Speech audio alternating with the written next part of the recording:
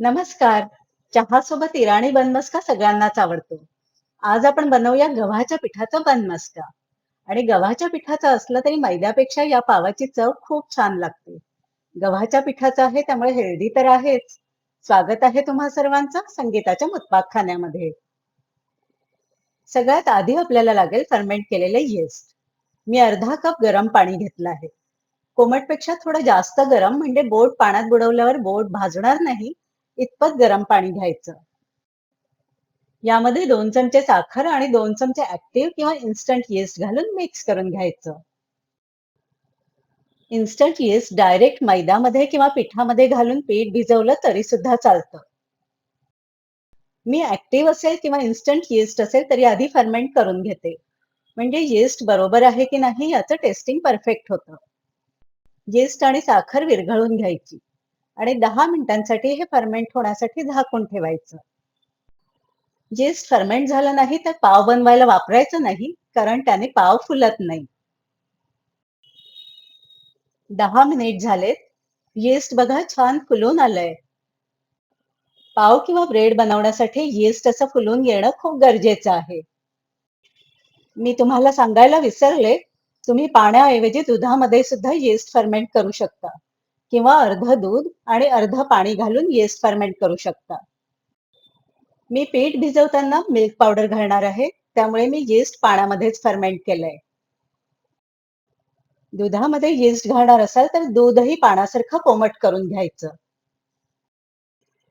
फुलून आलेले यीस्ट असं चमच्याने मिक्स करून घेते. आता मी फुल लेवल पर्यंत असे 2 मेजरिंग कप गव्हाचं पीठ घेतलं आहे. यामध्ये 1 टीस्पून मीठ घालायचं. शिवाय 2 चमचे मिल्क पावडरही घालायची. मिल्क पावडरमुळे पावाचं टेक्स्चर खूप छान येतं. चहा बरोबर खायला हा पाव खूपच छान लागतो. मीठ आणि मिल्क पावडर पिठामध्ये मिक्स करून घ्यायची. आता फर्मेंट झालेलं यीस्ट मिक्स करून या पिठामध्ये घालून घ्यायचं आणि सगळ्या पिठाला चांगलं चोळून घ्यायचं. आता थोडं थोडं कोमट पाणी घालून हे पीठ आपल्याला सैलसर भिजवून घ्यायचंय. पीठ अगदी चिपचिपीत असं सैल भिजवून घ्यायचंय. हाताला थोडं तेल लावून घेतलं की हे पीठ हाताला थोडं कमी चिपकतं. आता जरी तुम्हाला वाटत असलं की हे पीठ खूपच सैल आहे, तरी मळून झालं की पावासाठी परफेक्ट स्पॉन्जी पीठ तयार होतं. आता बोर्डला किंवा किचनच्या प्लॅटफॉर्मला तेल लावून घ्यायचं आणि त्यावर हा गोळा मळायला ठेवून द्यायचा. मागे पुढे करत हा गोळा आपल्याला चांगला मळून घ्यायचा आहे. मळताना मी 2 टेबलस्पून यामध्ये बटरही घालते. पिठामध्ये बटर घातलं की पाव आपला छान मॉइस्ट राहतो.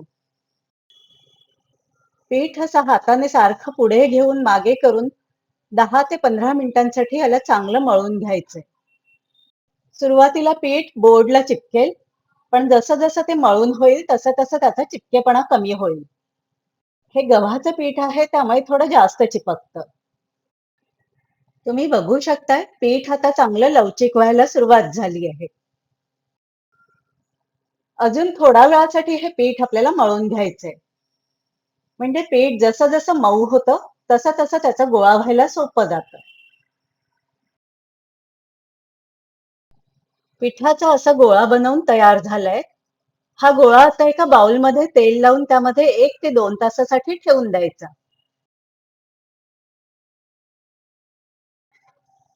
1 तासामध्येच हे पीठ चांगलं फुलून येतं.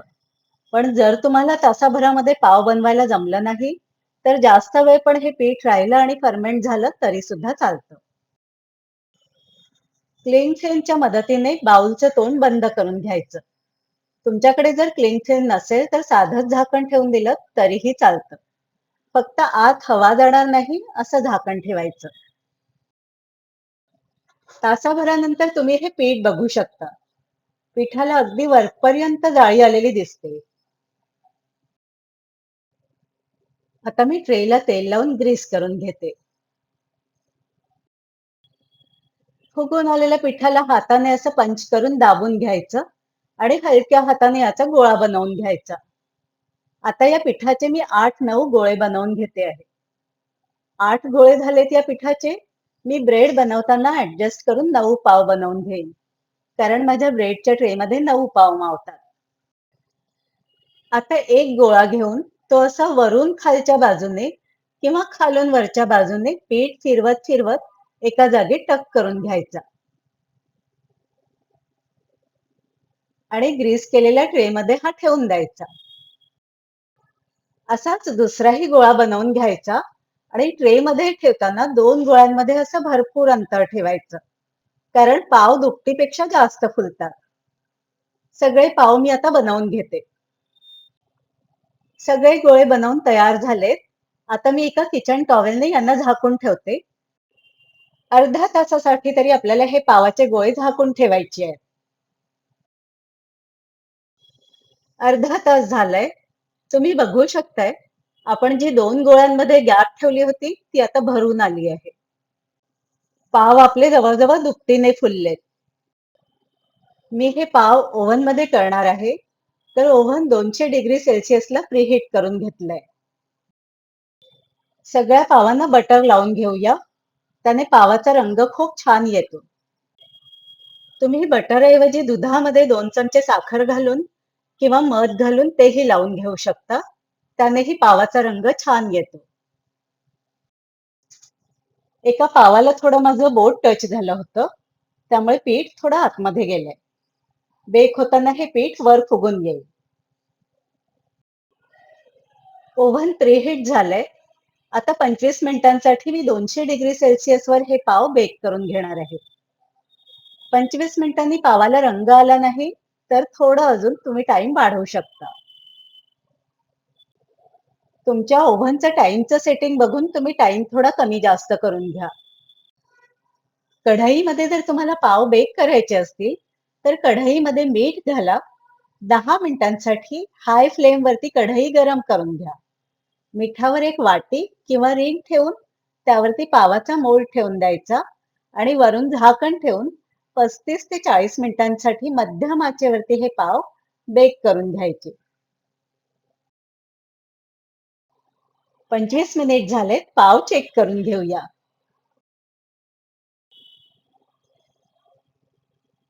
पावाला बघा सुरेख असा गोल्डन कलर आलाय. ओव्हन मधून काढल्याबरोबर हे पाव थोडे कडक असतात. आता या पावाला आधी ब्रशच्या मदतीने बटर लावून घेऊया आणि किचन टॉवेल ओला करून या पावांना 15 ते 20 मिनिटांसाठी झाकून ठेवायचं. 15 ते 20 मिनिटांसाठी पाव असे झाकून ठेवले की ते अगदी बेकरीतल्या पावासारखे मऊ मऊ होतात. 15 मिनिटांनी बघा काय सुरेख झालेत हे पाव.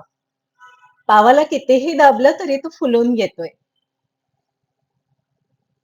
आता सुरीने किंवा हातानेच हलके हलके ही लादी सुटी करून घ्यायची. आता एका बोर्डवर किंवा स्टँड वरती हा ट्रे उलट करून घ्यायचा. वा, काय रंग आलाय खालून पण बघा. खालच्या बाजूनेही बघा पावाला काय सुरेख जाळी पडलीये. लादी आता सुलट करून घेते. एक पाव तुम्हाला तोडूनही दाखवते. पावाची जाळी बघा. पाव किती पोकळ झालाय तेही बघा. अगदी सहज दाबला जातो. पाव मधून कट करून त्याला बटर लावून घेऊया आणि चहा सोबत मस्का बन एन्जॉय करूया. मीही जरा तुम्हाला मस्का लावते. रेसिपी आवडली असेल तर व्हिडिओला लाईक करा, शेअर करा आणि अशाच छान छान हेल्दी रेसिपीजसाठी मुत्ताक खाना बाय संगीता या चॅनलला सबस्क्राईब करा. बेल बटन दाबलेलं नसेल तर बेल बटन दाबून घ्या, म्हणजे नवीन नवीन रेसिपीजचे नोटिफिकेशन तुम्हाला त्वरित मिळत जातील. धन्यवाद. पुन्हा भेटूया एका हेल्दी रेसिपीमध्ये. तोपर्यंत हेल्दी खा आणि हेल्दी रहा.